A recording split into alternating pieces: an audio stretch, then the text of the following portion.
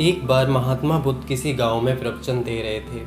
वे अपनी बात को समाप्त करते हुए बोले, मानव के दुख का कारण है स्वयं को किसी से बांधना। जहाँ भी मोह होता है, बंधन होता है, वहाँ दुख स्वयं ही उत्पन्न हो जाता है। अतः अपने बंधनों को जानें और उनसे बाहर निकलने का प्रयास करें। इसके बाद उन्होंने सभी लोगों को आशीर्वाद दिया और फिर अपने आश्रम को लौट गए। अगले दिन उनसे एक व्यक्ति मिलने आया। वह बुद्ध को दंडवत करता हुआ बोला, महात्मन, मैंने कल आपका उपदेश सुना। आपकी बातें मेरे हृदय में उतर गई हैं। मैंने अपने बंधनों को तोड़ दिया है, सारी मोह माया का त्याग कर दिया है। अब मैं आपकी शरण में आना चाहता हूँ। उस व्यक्ति की बातें सुनकर बुद्ध मुस्कुराए और धीरे से बोले, मुझे विस्तार से बताओ वत्स, तुमने कौन कौन से बंधन तोड़े और किसका मोह त्याग दिया है। वह व्यक्ति बोला, मेरे घर पर मेरे बूढ़े माता पिता और पत्नी है। मेरा एक छोटा बच्चा भी है। मेरी पत्नी बहुत बीमार रहती है। उसके कष्ट देखकर मैं अक्सर सोचता रहता था कि वह मर जाए तो उसके कष्ट दूर हो जाएं। उसकी वजह से मैं बहुत दुखी रहता हूँ। लेकिन कल जब मैंने आपका उपदेश सुना तो मेरी समझ में आ गया कि मेरे परिवार से मेरा बंधन ही मेरे दुखों का कारण है। अगर मैं इसके चक्कर में पड़ा रहूँगा तो कभी सत्य को नहीं जान सकूँगा। इसलिए मैं अपने घर को त्याग कर आपके पास आया हूँ। बुद्ध ने पूछा, क्या तुम सचमुच सभी बंधनों से मुक्त हो गए हो? देख लो, कहीं कोई बंधन तुम्हारे पीछे रह तो नहीं गया।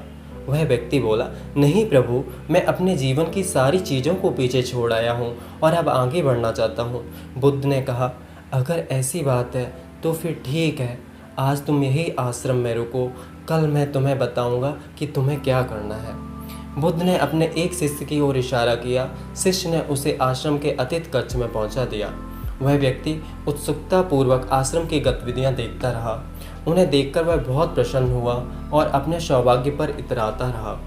अगले दिन बुद्ध ने उस व्यक्ति को एक कार्य सौंपते हुए कहा, तुम्हें पूर्व दिशा में जाना है। वहाँ पर तुम्हें एक गाँव मिलेगा। गाँव के बाहर ही एक साधिका का घर है। वहाँ तुम्हें कोई वस्तु देगी, उसे लेकर तुम्हें वापस मेरे पास आना होगा। वह व्यक्ति पूर्व दिशा की ओर चल पड़ा। गर्मी का मौसम था। कुछ ही देर में वह पसीने से तरबतर हो गया। उसे प्यास भी सताने लगी। वह सोचने लगा कि अगर इस समय मैं अपने घर पर होता तो इस तरह गर्मी में पसीना नहीं बहाना पड़ता। कुछ दूर चलने पर उसे भूख भी सताने लगी, पर वह एक सुनसान और बंजर रास्ता था। आसपास ना तो कोई पेड़ था और ना ही पोखर तालाब।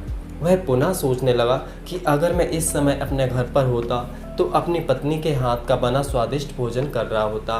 पता नहीं क्यों बुद्ध ने मुझे गर्मी में इतनी दूर भेज दिया। काफ़ी देर तक चलने के बाद वह व्यक्ति गांव में जा पहुंचा। गांव के बाहर ही एक घर बना हुआ था। उसने दरवाजे के पास पहुंचकर उसे धीरे से खटखटाया। दरवाजे को एक साधिका ने खोला। उसके चेहरे पर एक अद्भुत तेज था। वह व्यक्ति उसे देखकर मंत्रमुग्ध हो गया। साधिका ने उसे अभिवादन करते हुए कहा, मैं जानती हूँ कि आपको बुद्ध ने भेजा है, आप अंदर आ जाएं। वह व्यक्ति घर के अंदर चला गया। साधिका के कहने पर उसने पानी से हाथ मुँह धोया और एक चटाई पर बैठ गया। साधिका ने उसके सामने भोजन की थाली रख दी। वह जल्दी जल्दी भोजन करने लगा। अचानक उस व्यक्ति की नज़र साधिका के पैरों पर पड़ी। उसके पैर बहुत सुंदर थे। वह उन्हें देखता ही रह गया। तभी साधिका ने उसका ध्यान भंग किया। वह बोली, जिस व्यक्ति को बुद्ध के चरणों में स्थान मिल जाता है फिर उसे किसी अन्य के चरणों की आवश्यकता नहीं पड़ती। साधिका की बात सुनकर वह व्यक्ति लज्जित हो गया और नज़रें नीची करके चुपचाप भोजन करने लगा। भोजन करने के बाद साधिका ने कहा, आप बहुत दूर से आए हैं, थक गए होंगे, यहीं चटाई पर लेट जाएं, मैं पंखा कर दूंगी। वह व्यक्ति बहुत थका हुआ था। वह चटाई पर लेट गया और अपनी आंखें बंद कर लीं। साधिका उसे पंखा करने लगी, पर लेटने के बाद भी उस व्यक्ति को चैन नहीं आया। उसने धीरे से अपनी पलकों को खोला, चोर नज़रों से साधिका की ओर देखने लगा। वह सोचने लगा, यह स्त्री कितनी सुंदर है, इसकी बाड़ी मोहक है। अगर यह मेरी पत्नी होती तो मेरा जीवन स्वर्ग बन जाता। साधिका इसके मन की बात समझ गई। वह बोली, शरीर में कुछ नहीं रखा है, यह केवल मांस, मज्जा और अस्थियों का जोड़ है। जो व्यक्ति इसके आकर्षण से मुक्त हो जाता है वही सत्य को प्राप्त होता है। यह सुनकर वह व्यक्ति घबरा गया। वह चटाई से उठ बैठा और बोला, अब मुझे बुद्ध के पास जाना चाहिए। कृपया आप मुझे वह सामान दे दें जिसके लिए बुद्ध ने कहा था। साधिका ने मुस्कुराकर जवाब दिया, बुद्ध ने आपको जिस कार्य के लिए भेजा था वह पूर्ण हो चुका है। साधिका की यह बात उस व्यक्ति को समझ में नहीं आई। वह दरवाजे की ओर बढ़ चला। दरवाजे के पास पहुंचकर वह एक क्षण के लिए रुका और पलटकर बोला, क्या आप अंतर्यामी हैं? आपने मेरी मन की बातें कैसे समझ ली? वह स्त्री मुस्कुराते हुए बोली, बुद्ध की कृपा से मैं मोह माया से ऊपर उठ चुकी हूँ, इसलिए भावनाओं से निर्लिप्त हूँ और किसी के चेहरे को देखकर उसके मन में उठने वाले विचारों को समझ लेती हूँ। उसकी बातें सुनकर वह व्यक्ति एक बार पुनः लज्जित हुआ और सोचने लगा कि जिस स्त्री ने सच्चे मन से मेरा सत्कार किया, मैं उसके बारे में क्या सोचता रहा। उसके बाद वह बुद्ध के आश्रम की ओर लौट पड़ा। आश्रम में पहुंचकर वह व्यक्ति बुद्ध के चरणों में गिर पड़ा और बोला, महात्मन मुझे क्षमा कर दें, मैं बड़ा पापी हूँ। उसकी बात सुनकर बुद्ध मुस्कुराए और बोले, मैंने तुम्हें साधिका के पास इसलिए भेजा था ताकि तुम अपने आप को देख सको। आप मुझे बताओ, क्या तुम सचमुच मोह और बंधन को त्याग चुके हो? वह व्यक्ति कुछ नहीं बोला। वह नजरें नीचे किए चुपचाप खड़ा रहा। बुद्ध ने कहा, बाहरी बंधन और मोह को त्यागने से हम बंधन मुक्त नहीं होते। दरअसल बंधन और मोह हमारे भीतर होता है। तुमने परिवार को छोड़ दिया और सोचा कि मैं बंधन से मुक्त हो गया, लेकिन जैसे ही तुम्हें अवसर मिला तुम्हारे भीतर का मोह जाग उठा और इसी वजह से आज तुम अपने आप को पापी समझ रहे हो। मुझे क्षमा कर दें प्रभु। उस व्यक्ति ने अपने हाथ जोड़ दिए। फिर वह धीरे से बोला, आप सही कह रहे हैं, मैं केवल अपनी पत्नी से पीछा छुड़ाना चाहता था। वह बहुत बीमार रहती है। 1 वर्ष से हमारे बीच संबंध भी नहीं बन पाए।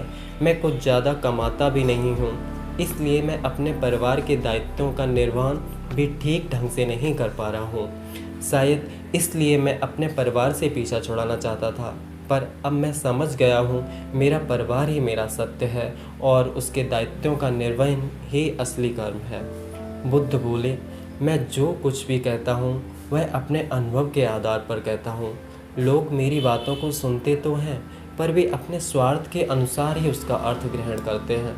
इसलिए मोह माया, कामना, इच्छा, वासना, क्रोध को लोग बाहर की ओर खोजते हैं, जबकि यह हमारे भीतर ही है। हम दूसरों को देखकर तरह तरह की कामना करने लगते हैं। कामना से इच्छा जन्म लेती है, इच्छा से वासना पैदा होती है और वासना की पूर्ति ना होने पर क्रोध उत्पन्न होता है। यह सब एक दूसरे से जुड़े हुए हैं। क्रोध के लिए हम सदैव दूसरों को जिम्मेदार ठहराते हैं, जबकि क्रोध का स्रोत हमारे भीतर ही है। तुम चाहोगे तो क्रोध आएगा, तुम चाहोगे तो क्रोध नहीं आएगा। इसी तरह बंधन बाहर नहीं होते, हमारे मन में होते हैं। हम मन से ही किसी से बंध जाते हैं और मन के कारण ही हम दुख पाते हैं। लेकिन जो व्यक्ति इन बातों की गहराई तक पहुंच जाता है वह दुखों से हमेशा के लिए मुक्त हो जाता है।